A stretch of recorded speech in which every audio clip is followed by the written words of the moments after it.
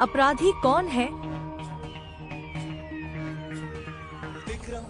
बनारस में देवस्वामी नाम का एक ब्राह्मण रहता था। उसके हरिदास नाम का पुत्र था। हरिदास की बड़ी सुंदर पत्नी थी, नाम था लावण्यवती। एक दिन वे महल के ऊपर छत पर सो रहे थे कि आधी रात के समय एक गंधर्व कुमार आकाश में घूमता हुआ उधर से निकला। वह लावण्यवती के रूप पर मुग्ध होकर उसे उड़ाकर ले गया। जागने पर हरिदास ने देखा कि उसकी स्त्री नहीं है तो उसे बड़ा दुख हुआ और वह मरने के लिए तैयार हो गया।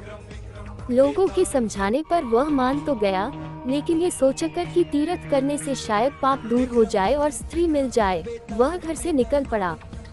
चलते चलते वह किसी गांव में एक ब्राह्मण के घर पहुंचा। उसे भूखा देख ब्राह्मणी ने उसे कटोरा भरकर खीर दे दी और तालाब के किनारे बैठकर खाने को कहा। हरिदास खीर लेकर एक पेड़ के नीचे आया और कटोरा वहां रखकर तालाब में हाथ मुंह धोने गया। इसी बीच एक बाज किसी सांप को लेकर उसी पेड़ पर आ बैठा और जब वह उसे खाने लगा तो सांप के मुंह से जहर टपककर कटोरे में गिर गया। हरिदास को कुछ पता नहीं था, वह उस खीर को खा गया। जहर का असर होने पर वह तड़पने लगा और दौड़ा दौड़ा ब्राह्मणी के पास आकर बोला, तूने मुझे जहर दे दिया है। इतना कहने के बाद हरिदास मर गया। पति ने ये देखा तो ब्राह्मणी को ब्रह्मघातिनी कहकर घर से निकाल दिया। इतना कहकर बेताल बोला, राजन, बताओ कि सांप, बाज और ब्राह्मणी इन तीनों में अपराधी कौन है?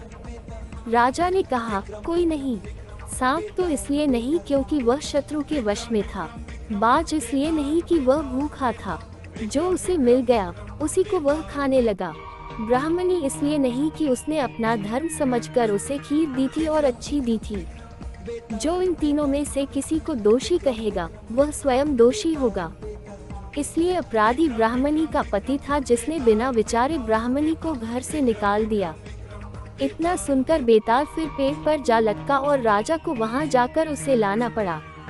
बेताल ने चलते चलते नई कहानी सुनाई।